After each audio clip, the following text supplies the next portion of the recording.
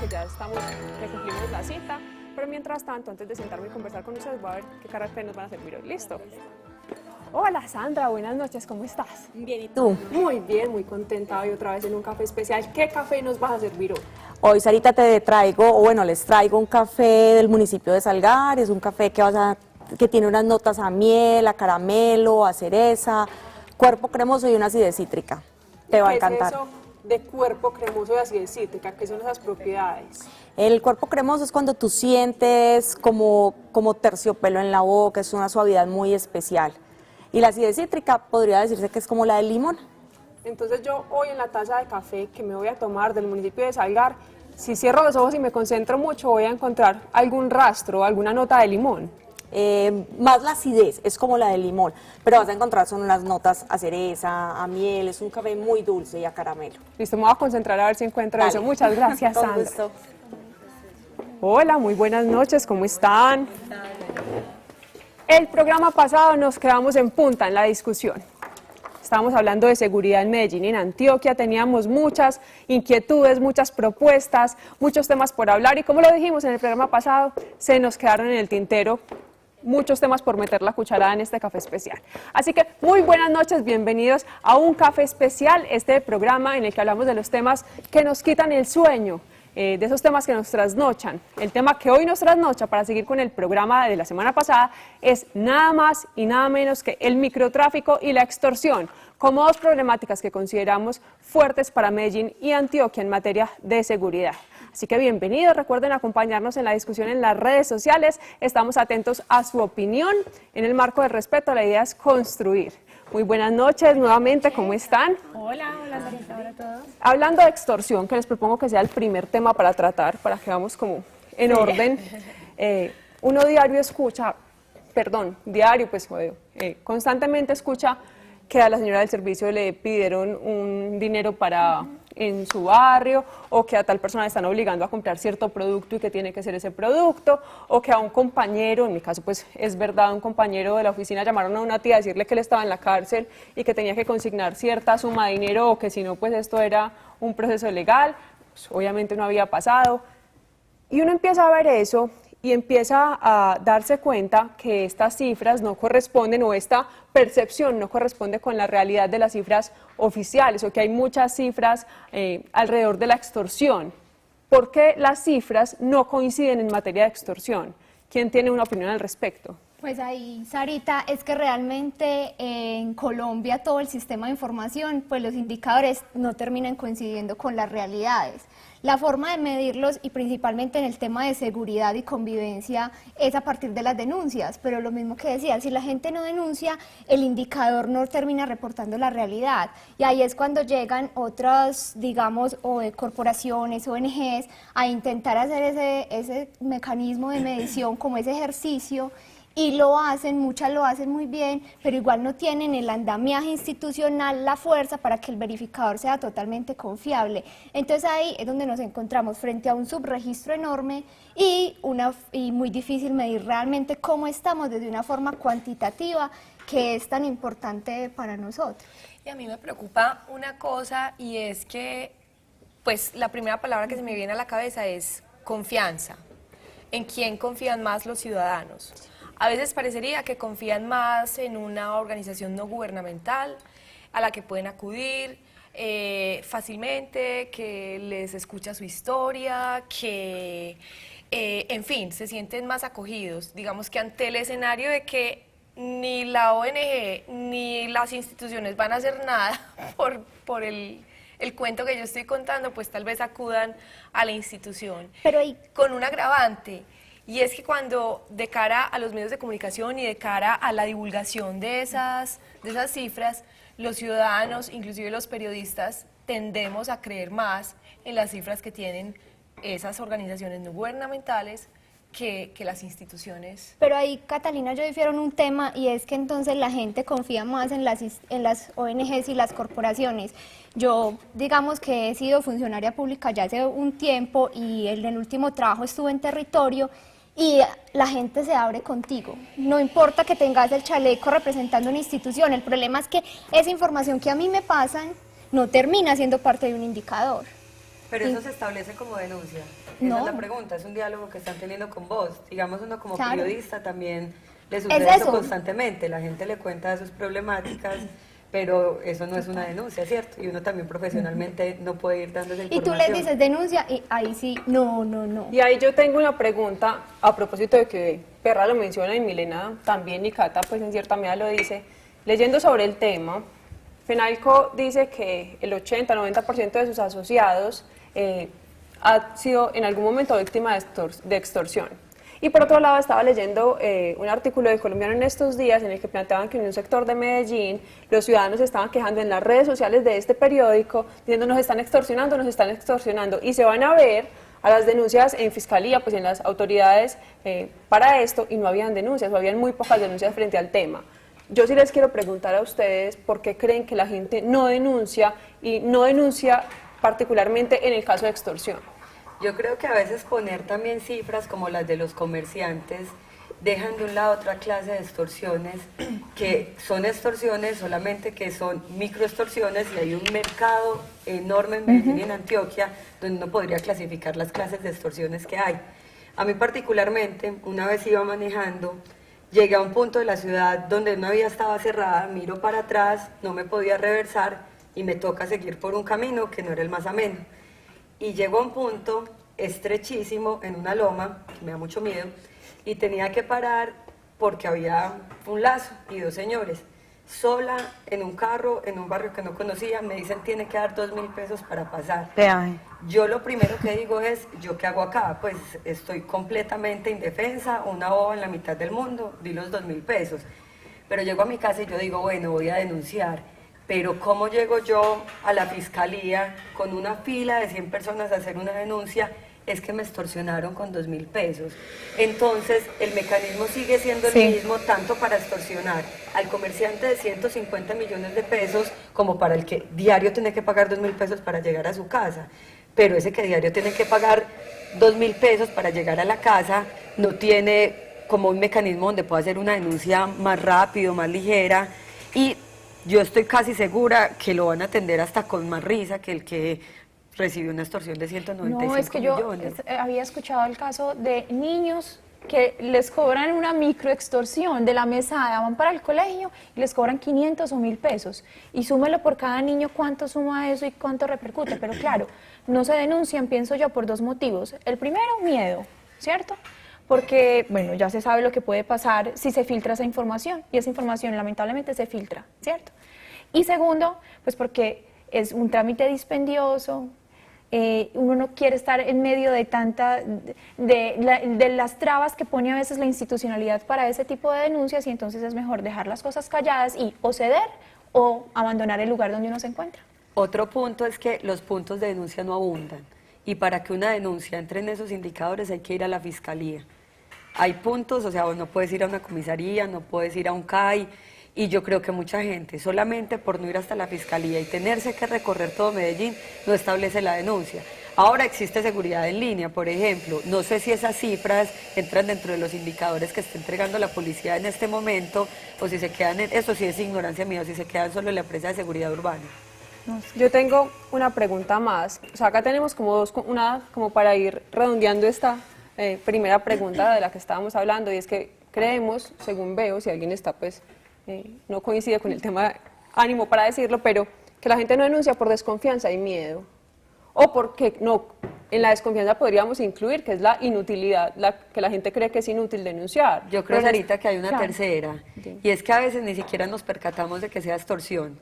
Un ejemplo clásico es el señor que, para la seguridad, que es que yo soy el que cuida la cuadra. Ese es un ejemplo clásico donde yo he hablado con varias señoras que en ningún momento asumen eso como una clase de extorsión, sino que es el señor. Detrás de ese señor hay otros 5 señores, detrás de esos otros 5 señores un montón de gente, pero no lo percatan como si fuera una extorsión como tal. Además, yo creo que en el territorio hay algo, y es frente al tema de comunicaciones, y es como toda la campaña se enfoca en motivar a que se denuncie la extorsión. Pero tú vas a los territorios, a muchas comunas de Medellín, y lo que te encuentras es que la gente no sabe que eso es una extorsión, sino que lo llaman vacuna. Pero la campaña comunicacionalmente no lo llama vacuna. Entonces en estos días yo estaba hablando con una mujer de una comuna de Medellín y yo le hablaba extorsión, extorsión, extorsión.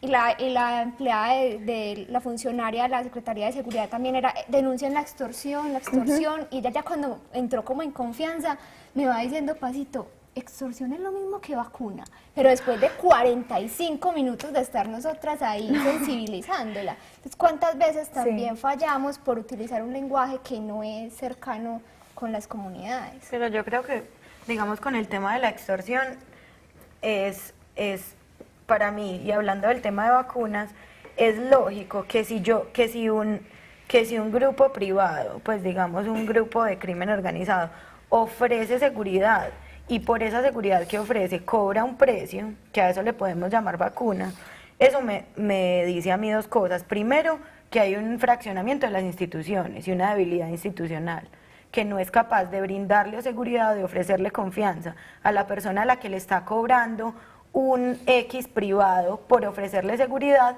y a la vez esa es la razón por la que la gente no denuncia. Y es que como esa institución ni siquiera fue capaz de ofrecerme seguridad, sino que tuvo que venir un privado a brindármela, pues mucho menos voy a creer que yo voy a solucionar ese problema de las dádivas de dinero y de las peticiones de dinero, pues denunciando a unas instituciones que tampoco van a hacer nada para contrarrestar ese problema. Pero ahí yo, Laura, sí difiero, y yo no creo que la gran mayoría de la sociedad se sienta segura con pagando esa extorsión. Ah, no. Pues, o que sienta que realmente está contribuyendo a su seguridad, realmente lo hacen, porque por el miedo, porque no saben que es una extorsión, pero no creo que lo perciban como si en algunos momentos de la historia de Colombia ha pasado que se han conformado grupos armados ilegales y hay gente que les ha pagado porque realmente se siente segura. No creo que eso pase por ejemplo, en las comunas de Medellín. Yo soy de un barrio popular, yo soy de Aranjuez. Y cuando yo vivía en Aranjuez, hace pocos años, e incluso pues desde que estaba muy pequeña, a nosotros cada día o cada semana, pues eso tiene pues como una periodicidad, nos iban a cobrar 2.000 pesos y eran los pelados del barrio. Y uno sabía que ellos toda la noche pasaban silbando, a la 1, a las 2, a las 3, a las 4 de la mañana. Entonces yo creo que la gente, incluso los comerciantes del hueco, Pero es que en el Pero yo les voy a dejar ahí. ellos saben que el centro está lleno de personas que les brindan seguridad. Pero yo les voy a dejar ahí, son qué pena Laura distintos, interrumpirlas, y yo quiero que no me parece. perdamos esta efervescencia en la conversación, porque más adelante vamos a hablar de las causas que creemos probables de la extorsión. Mientras tanto tenemos una llamada. Muy buenas noches, ¿con quién hablamos? Buenas noches, hablar con Luz Marina. Luz Marina, buenas noches, bienvenida a un café especial. Luz Muchas Marina, gracias. una pregunta. ¿Cuáles crees tú que son las causas para que las personas no denuncien la extorsión? Pues el miedo, yo digo que es el miedo, pero mire que yo tengo, a mí me pasó una extorsión así, pero con Movistar, no sé si podré decir de Movistar. Ya lo dijiste, Luz Marina. Pero bueno, adelante. me llamaron que me había ganado 15 millones de pesos, pero que yo tenía que darles el número de la cuenta de una persona que tuviera su cuenta ya, pues que tuviera dinero. Entonces digo, yo no tengo. Entonces me dijo, no, entonces mire a ver quién se lo puede hacer el favor y nos la manda. Entonces yo vine y ya yo voy a ver, entonces vine y llamé a Movistar y yo, ¿verdad que ustedes tienen este programa, este premio y todo para las personas que...? Me digo, en ningún momento, nosotros no tenemos eso, y voy a ser resumida. Entonces vine y los llamé al número que tenía, pues al número que me marcaron. Entonces vine y los llamé y dije, ustedes porque son tan descarados, tan ladrones. ¿Cómo es posible que hacen esas clases de llamadas, no más que diciendo que uno que fue uno ganador de ese dinero y enseguida para robarle? Me dijo, señora, usted es muy joven, y yo, como sea joven o viejita, pero ustedes, porque son tan indelicados, tan descarados, esto lo voy a demandar, lo voy a pasar a la policía. Señora, déjenos trabajar, y yo, no, y me colgaron. Luz Marina, eso es una muy buena estrategia y yo creo que nos queda de aprendizaje esta estrategia pedagógica en este momento, y siempre que las personas reciban esa llamada, pues lo primero es llamar a comprobar. Muchas gracias por participar con nosotros. Y que mucha Un gente Café le ha pasado eso, entonces para que pongan cuidado. Sí, muchísimas gracias, Luz Que Dios Marina. nos las bendiga. Lo mismo, muchas gracias, Luz Marina. Y en este momento vamos a dejar acá la conversación y ya regresamos en Un Café Especial.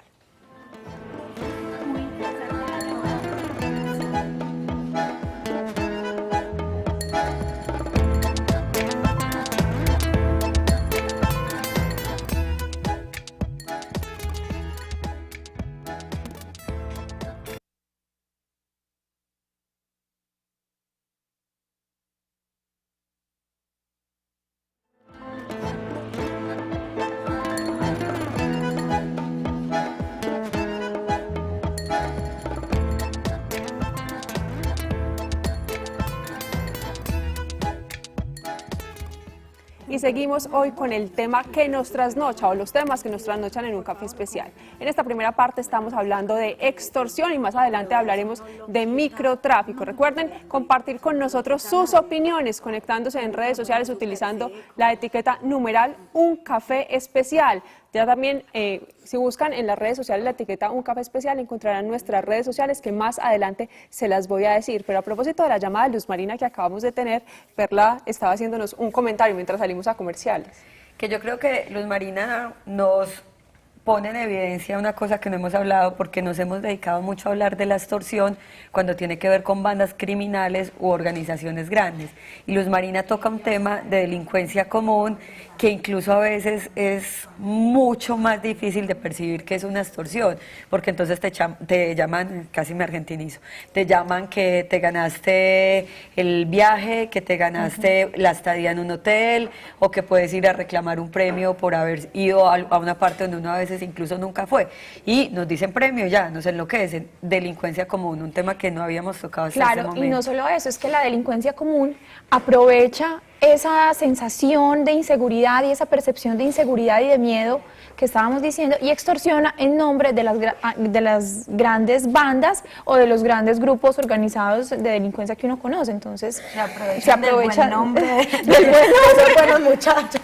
Pero ni siquiera, porque mira, como nos contaba Luz Marina, allá la llamaron como si fuera una empresa de telefonía móvil. Ah, sí, sí. Pues se aprovechan de esas grandes marcas y también de historias que saben que te tocan. Entonces es muy común Sí. que te llamen a decirte El premio. que tu sobrino lejano está accidentado y que necesita no sé cuánta plata para que lo puedan operar. Entonces también es que tocan, ni siquiera hay que amenazar con esos grupos armados ilegales, sino que los mueven desde otras partes. No, saben que a mí me asustó mucho una historia que me contaron en estos días, que desde la cárcel pues está disparada la extorsión, ¿cierto? Las llamadas.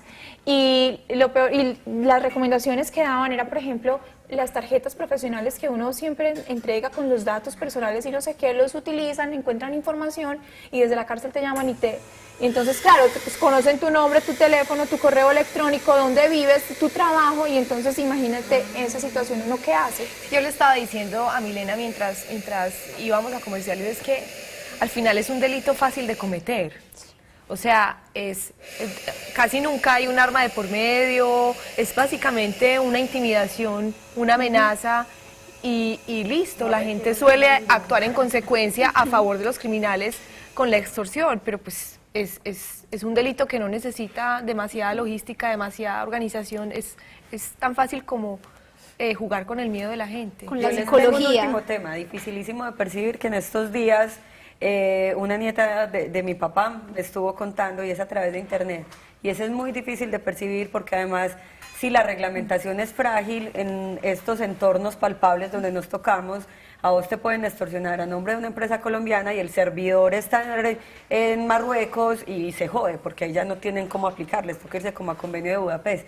Pero también está el asunto de intentar comprar cosas por internet y que nunca te lleguen. Es una modalidad de extorsión que está pequeña, pero y de estafa que está ahí. Ahí más o menos vamos respondiendo a una inquietud que a mí me ha quitado mucho el sueño a propósito de un café especial, y es por qué este fenómeno, si bien lleva unos años en Medellín, o pues siempre hemos hablado de extorsiones, últimamente lo escuchamos más.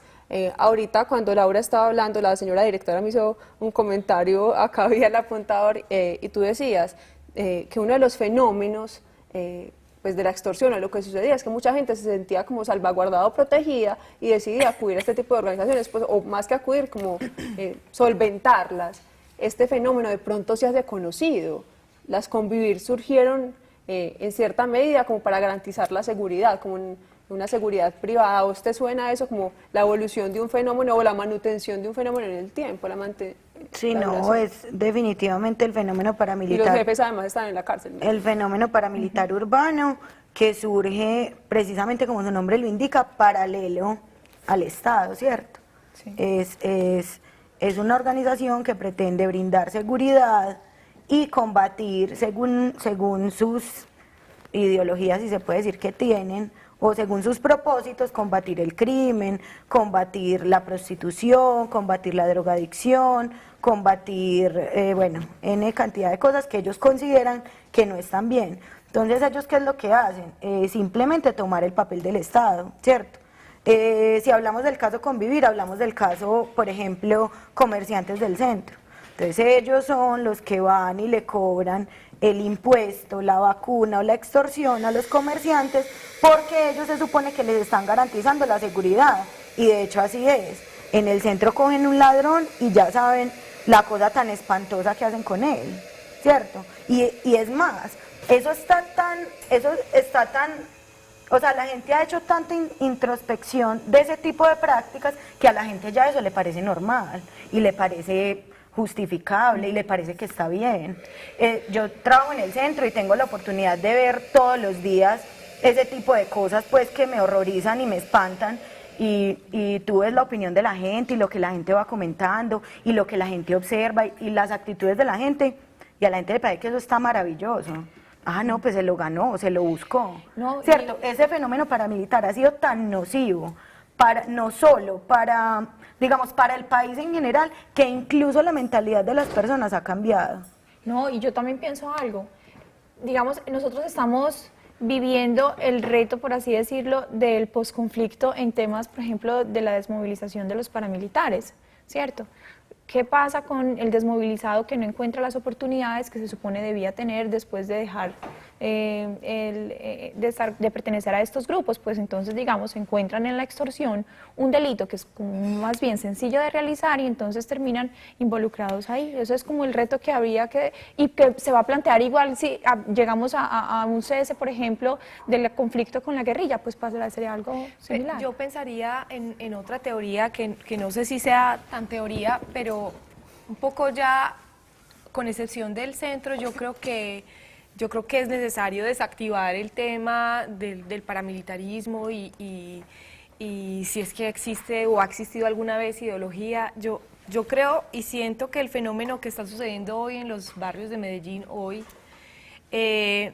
puede ser el resultado de la desarticulación de las bandas más grandes que tuvieron su lógica y apogeo durante la época de Pablo Escobar y después durante el apogeo del paramilitarismo, y lo que ahora pasa es que están atomizadas, controlan pequeños territorios, no tienen a un gran jefe a quien rendirle cuentas. Entonces lo que hay es una explotación de toda clase de rentas posibles dentro de los barrios. O sea, toda clase de rentas es extorsional con el tiquete del metro. Usted me tiene que dar un tiquete del metro semanal, mensual, cuando existían los tiquetes del metro. Usted me tiene que dar 2.000 pesos para pasar por esta calle. Cada pequeña actividad económica en la ciudad, pequeña y grande, está mediada por una extracción de rentas para y precisamente delinquir. yo leía, Catalina, durante la investigación para este tema, pues que, como les decía, me ha trasnochado bastante, y decía que los actores encargados de extorsionar, pues o los que se han dedicado a la extorsión en los últimos tiempos, se han tratado de posicionar dentro de ese, si pudiera llamarse, escenario o mercado, como centros de acopio, además de material y de productos, o sea, grandes distribuidores para ser los peajes, si podríamos llamarlo. No es representativa en el dinero, pero que sí lo es en productos, que su traducción final es dinero. Pero eso, en grandes cantidades de superficie se convierte en gran acopio de dinero. Y también empezamos a ver ahí asociados esos grupos o esas personas en algunas ocasiones, empezamos a ver asociaciones de esas personas y esos grupos con un fenómeno conocido como el microtráfico. Y ahí vamos a pasar esta página, entendiendo que ya hemos dicho varias causas de las que creemos que porque la extorsión ha crecido en Medellín. Pero antes de pasar a ese tema, tenemos una llamada. Muy buenas noches, ¿con quién hablamos? Colgaron, entonces en este momento los invitamos a seguir conectados con las redes sociales, llamándonos, contándonos su opinión alrededor de la extorsión y el microtráfico en Medellín y en Antioquia, y ya seguimos conectados con un café especial.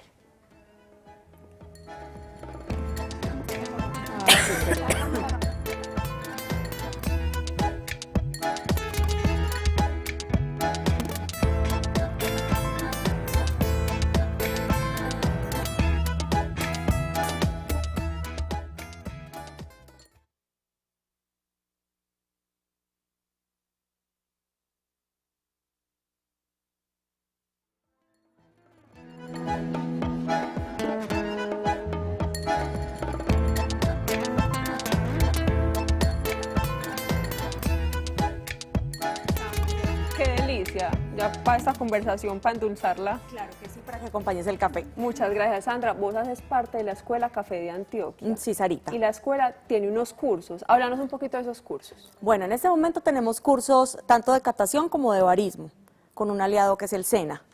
Y tenemos también otro tipo de cursos que ya hemos dictado algunos y más adelante vamos a dictar otros, como son buenas prácticas de beneficio, cursos de tostión y vamos a tener algunos en la parte de comercialización también. Todas las personas que nos ven en Medellín y en Antioquia, ¿qué deben hacer si quieren acceder a esos cursos? Ah, no, eso es muy fácil, tienen que estar pendientes de redes sociales o simple y sencillamente nos escriben a los correos que nosotros tenemos, nos llaman a la oficina y pueden ¿A acceder qué a teléfono cualquier te pueden curso. llamar?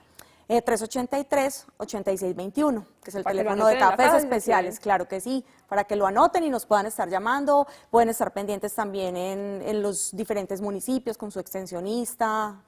Son Sandra, muchas formas. Y yo estoy muy contenta, y yo creo que muchas estamos muy contentas, porque estamos aprendiendo de cafés especiales Claro que en sí. este programa.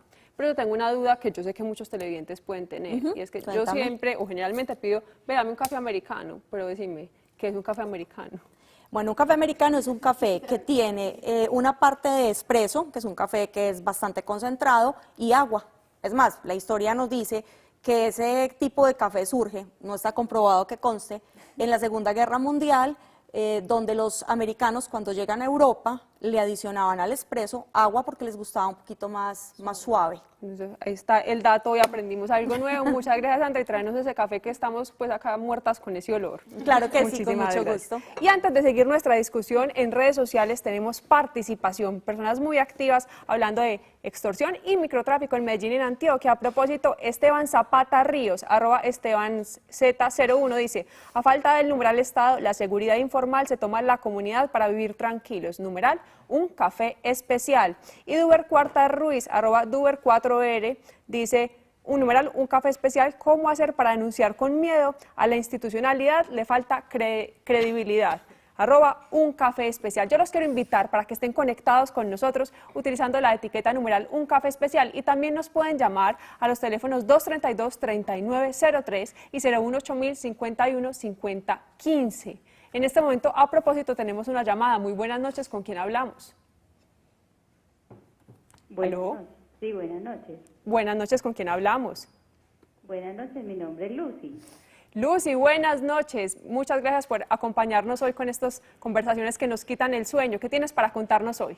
Muchas gracias, las felicito por el programa, está muy interesante. Muchas gracias, Lucy. Cuéntanos, ¿qué crees tú alrededor de la extorsión? ¿Por qué este tema se desarrolla en Medellín, en Antioquia? ¿Cuáles crees que son las posibles causas o soluciones? Bueno, este tema es muy complicado, ¿cierto? Sí, señor. Pero no creo que los ciudadanos lo debemos de ver con buenos ojos, como decían ustedes ahorita, por lo de estas bandas que se agruparon y que están en el centro, supuestamente cogiendo los ladrones y que nosotros como ciudadanos apoyamos y nos sentimos pues como identificados con ellos. Esto muchas veces es mal interpretado por una anécdota personal. Mi esposo es un hombre trabajador y buena persona y una de estas bandas lo abordaron, le quitaron un dinero que él llevaba, le robaron su celular de una manera muy denigrante para uno como persona. Entonces, esto se debiera de saber y no sé cómo denunciar esto.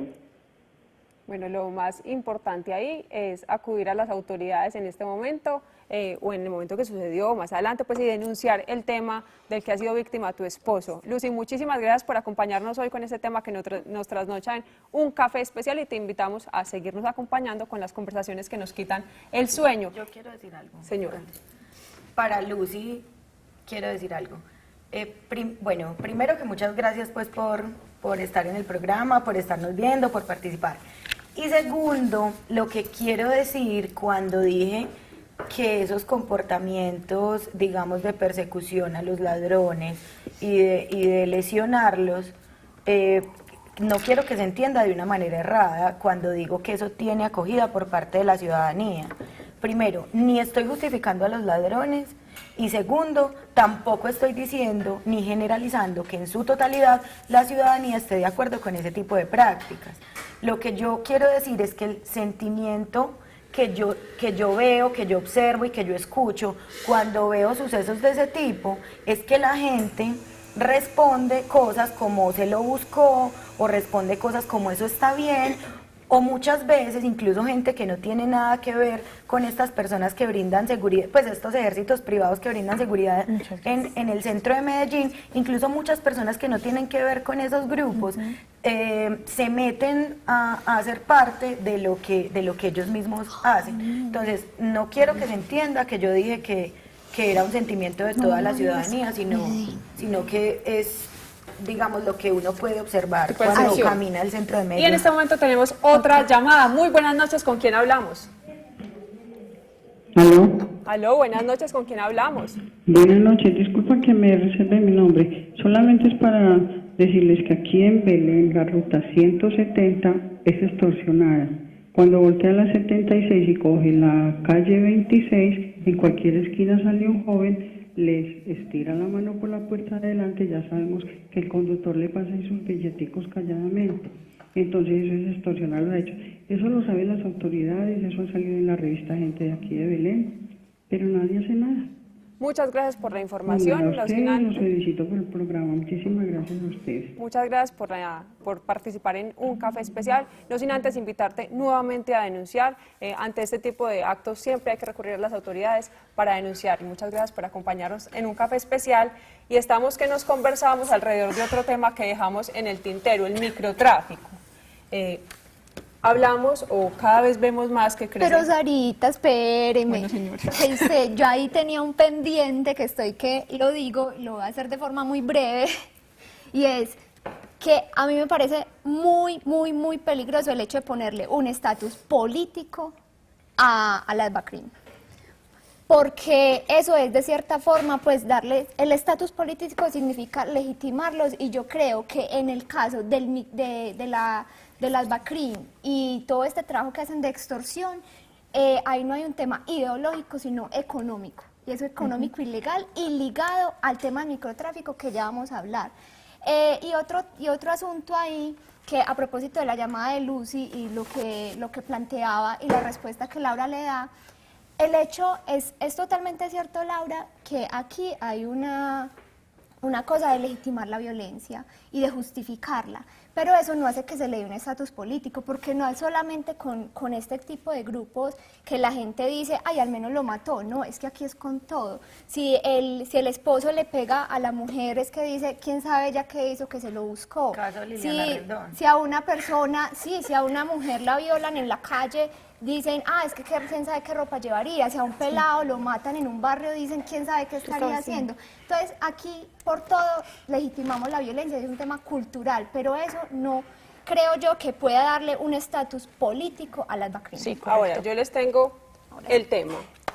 Cuando yo decía, yo abría la discusión en redes sociales con mis amigos, con muchos cafés, además, les decía, voy a hablar de microtráfico, queremos conversar de microtráfico, ¿ustedes qué dicen alrededor del tema? Y al mismo uno alzó la mano y me dijo, microtráfico no existe, lo que existe es un consumo diferente, un aumento del consumo. Otro dijo, el microtráfico existe en tanto cambiamos o mutamos y dejamos de ser exportadores para convertirnos en consumidores. Y una tercera opinión me decía, Sarita, un momentico, es que es más rentable o casi igual de rentable y menos seguro y más seguro dedicarse al consumo interno que exportarlo, o sea, no te arriesgas tanto. ¿Ustedes por qué creen que el fenómeno del microtráfico, porque las cifras y los medios y las autoridades lo reconocen, ha crecido en la ciudad y ha crecido en los alrededores y en el departamento? ¿Por qué creen que el tema del microtráfico cada vez es más vigente en la discusión además? Pues a propósito, Sarita, yo estaba leyendo cifras ahorita antes de venir. Son cifras que da un agente reservado de policía, se las da Revista Semana hace algún tiempo. Decía, más o menos el margen de ganancia de un narcotraficante que pueda enviar 1 kilo de coca a Estados Unidos con todos los pagos y todas las cosas que tienen que hacer es de 30 millones de pesos. En Bogotá, 1 kilo de coca cuesta 2,5 millones de pesos en promedio. Ese kilo se rinde con diferentes sustancias y entonces lo convierten en 3 kilos. A cada kilo de esos le sacan 4.000 dosis. que en promedio se venden a 10.000 pesos. Eso da 40 millones de pesos. Como en el mercado local no hay que pagar tanto, al narcotraficante le quedan los mismos 30 millones de pesos sin el riesgo de la extradición, sin el riesgo de que se pierda la carga, sin el riesgo de la interdicción, etcétera. Esa puede ser, digamos, ese puede ser una teoría que Yo tengo otra. Yo pienso que el microtráfico se aprovecha de una contradicción que existe en nuestro ordenamiento jurídico y es legal el consumo de una dosis personal, ¿cierto? Pero no lo es la producción ni su tráfico, ¿cierto? De las drogas, ni la comercialización. Entonces el consumidor queda en una zona gris al momento de adquirir la sustancia, ¿cierto? A menos que sea él el que la produzca, va a tener que ir a buscar un mercado ilegal para conseguirla, ¿cierto? Entonces hay una contradicción, es legal consumirla, pero es ilegal producirla y comercializarla. Entonces, ¿qué pasa ahí? Pues entonces aparecen las personas dedicadas a expenderla, a comercializarla, y hasta que no se rompa esa relación, esa contradicción que existe, pues entonces el microtráfico seguirá fortaleciéndose. Yo creo que también un tema de distribución de mercado, que cuando hablan de micro, no es que las bandas criminales hagan un microtráfico, No, porque eso evidentemente es un macrotráfico, pero la forma en la que se vende sí es más micro. Entonces, en vez de tener una sola persona vendiendo, no sé, 10 kilos, tienen a 10 personas, cada una con 1 kilo, y los reconocidos o llamados dealers manejan unas sustancias mucho más pequeñas. Yo creo que realmente ahí es donde está el asunto del microtráfico, de la cantidad y de la distribución que tiene el mercado. Pero yo los invito a que sigamos esta discusión en un ratico. Mientras tanto, vamos a un corte de mensajes institucionales y ya regresamos aquí en un café especial, hoy con el tema de extorsión y microtráfico.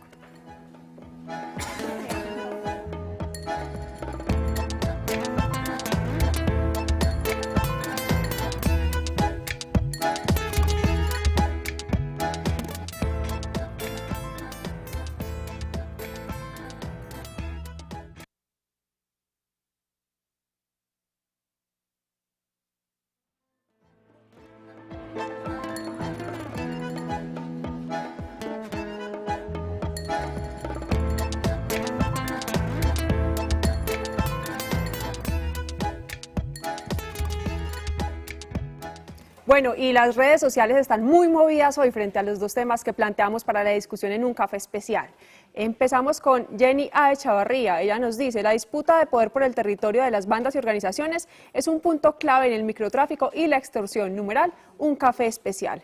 Fernanda, @Lina F. Restrepo, dice, numeral, un café especial. Si hablamos de los muchachos que nos cuidan, estamos legitimando la extorsión. Y nuestra ya televidente recurrente, Lina Guisado, nos dice, numeral, un café especial. Pero es importante contar que la mayoría de los casos de extorsión que trabaja el Gaula se resuelven con reales capturas. A propósito del tema, Mile tiene una respuesta para Lucy, que nos llamó para ahorita. Lucy, que ahorita digamos que por la emoción no le terminamos dando respuesta concreta a su pregunta. Para denunciar, digamos que hay varias opciones. Está el 123, que es la línea de emergencias. Hay una línea específica del Gaula que es para extorsión, que es la 165, y también lo puedes hacer de forma virtual por www.seguridadenlinea.com. De esta última, la denuncia es anónima. Tú que ahorita pues también digamos que ahí está ese peligro que muchas personas no denuncian por dar el nombre. Esta es anónima, pero también está la del Gaula. O sea, formas de denunciar hay muchas, y utilizando esas tecnologías como el teléfono y las redes sociales y la virtualidad. Y continuamos. A propósito, este café está de un delicioso. Me dejaron sin nada. A propósito del tema de microtráfico, a mí tengo una inquietud recurrente, y es cómo separar el tema del tráfico del consumo, buscando también uno tratando de elaborar en su mente posibles soluciones al tema del microtráfico en la ciudad y en la región. Y se me ocurre si sería válida la propuesta de pronto pensar en el cultivo personal para la dosis personal como una forma de atacar el expendio. ¿Ustedes qué consideran? Pues yo inicialmente considero que es una propuesta ideal para los consumidores de marihuana, para el que la sepa sembrar, ¿cierto? De todas formas, lo que decía Julieta ahora es cierto, la producción sigue siendo ilegal, entonces si te cogen la mata, de todas formas te la van a quitar. Pero a lo menos para atacar el microtráfico y además para entrar en unos principios de coherencia, es una muy buena propuesta. Ahora, yo siento mucho que cuando se habla de microtráfico, cuando se habla de legalización, siempre estamos apuntando es a la marihuana, pero ¿qué pasa con las otras sustancias? Evidentemente, vos no vas a sembrar coca para producir perico, eso va a ser una cosa completamente diferente, entonces me parece muy válida cuando hablamos de un autocultivo de marihuana, pero de ahí para allá, ¿qué? No, y eso necesitaría mucho control. O sea, esa propuesta sí, tiene mucha coherencia, pero los controles deben ser muy estrictos, porque ¿cómo vamos a garantizar que yo voy a producir solo para mí? Ahí yo creo que a mí ahorita Julieta decía algo y era que dentro de la ley había contradicciones. En mis términos, yo eso lo llamaría, hay una doble moral. Así como con la sexualidad en esta sociedad no se habla, pero por menos que se hable, igual todo el mundo tiene sexo. De igual forma, aquí, por más que neguemos el tema de las drogas, por más que las prohibamos, la gente va a seguir fumando. Pues y eso es una cosa histórica, incluso ancestral. Siempre los seres humanos hemos utilizado sustancias o plantas o esto para alterar los sentidos. Y eso no va a dejar de pasar porque un Estado lo prohíba. Lo que ahí pasa es que entran estos actores ilegales a controlar qué te venden, cómo te lo venden. Entonces ahorita Catalina planteaba que con la coca, cuando la trataban, le echaban un montón de sustancias y de químicos para digamos, rendirla. hacerla más rentable. ¿Cuánto daño te están haciendo ahí? Además del que, digamos, ya puede hacer una droga de estas, pues que yo en el tema, sí no sé, pues drogas como la No, cocaína y eso, también... pero ahí sí hay un asunto y es que yo sí creo que el enfoque ha fallado. No, y es que mira, eso hay que tú dices mirar del otras enfoque, opciones. eso tienes mucha razón. La represión quizá no es la salida para tratar de solucionar este tipo de problemáticas. Existe una visión que dice más o menos lo siguiente: para usted garantizar la seguridad a los ciudadanos, tiene que tener un Estado fortalecido, un Estado que sea soberano, ¿cierto? Porque si el Estado no es soberano, mucho menos va a poderle garantizar la seguridad a sus ciudadanos. Entonces existe, por ejemplo, la idea de garantizar la seguridad ciudadana a través del tema de orden público y convivencia, tratar de coordinar esos dos temas, ¿cierto? ¿Y a través de qué se hace? Pues a través de medios de fuerza pública, policía y los militares. Pero eso termina generando un doble efecto, un efecto que no es el deseado, y es generar represión en conductas que esa no es la vía para solucionarlo. El consumo no se soluciona a través de la represión. Y respecto a lo que dice Julieta, es verdad que, digamos, la política de seguridad, y pienso en la del municipio, por ejemplo, que fue más o menos la que pude estudiar, es una política que pretende solucionar un problema que ellos creen que es el problema principal de seguridad en los barrios populares de Medellín, y es el siguiente: ausencia del Estado. Y claro que es ausencia del Estado, pero ellos entran a solucionar ese problema con presencia de fuerza pública o con, no sé, inversión a la fuerza pública, o los dotan mejor o mandan más hombres, ¿cierto? Eso por un lado, o sea, eso es una solución, eso es una solución, como dijéramos, no es una solución de fondo, es una solución momentánea. superficial, casi que no. La segunda cosa es que estos jóvenes que hacen parte de las redes de microtráfico, que yo digo que son tipos de violencia muy atomizadas, estos jóvenes son jóvenes que no encuentran oportunidad ni inclusión en otro tipo de espacios, espacios de educación, espacios de empleo. Entonces, desde que la política del municipio o desde que la política del Estado no sea una política de seguridad integral o de seguridad humana, pues entonces esas micro redes de delincuencia o macro redes nunca se van a combatir desde que yo como Estado brinde soluciones superficiales a problemas estructurales. Rápidamente, alguien que me diga cuál cree que es la ruta para darle solución a este problema, o alguna de las soluciones. ¿Ustedes creen que existe algún norte para empezar con la solución? Pues yo creo en la ruta en la ruta del largo plazo. Yo creo que, como decía Perla ahorita, hay que empezar a desactivar el patrón cultural. Yo no creo en la teoría porque me parece que nos volvemos facilistas en que es que no hay oportunidades, que nada, o sea, no hay, se acabó la cultura del esfuerzo para conseguir las cosas, como decía Perla ahorita. Y ese tema también nos daría mucho tema para cortar, mucha tela para cortar, mucho tema para conversar, entonces yo creo que esto ameritaría otro programa. Vamos a ver cuándo nos volvemos a reunir en un café especial alrededor del microtráfico, del consumo de drogas. Y a propósito les dejo un trino. Esteban Zapata Rojas, que nos ha acompañado durante el programa, dice: la sociedad colombiana no está preparada para la legalización del consumo y producción de la droga. Y nos queda un tema para un próximo programa. Recuerden que un café especial se lleva a cabo gracias al programa Antioquia Origen, de cafés especiales de la Gobernación de Antioquia, donde tenemos como meta tener el mejor café del mundo. Y una noticia: el próximo programa será a las 9 de la noche, cambiamos de horario, de 9 a 10 de la noche por Teleantioquia, mi canal. En Antioquia vamos a tener el mejor café del mundo y nosotros nos seguiremos encontrando en Teleantioquia a las 9 de la noche para discutir alrededor de un café especial de todos esos temas que nos trasnochan con las conversaciones que nos quitan el sueño. Muchas gracias por acompañarnos.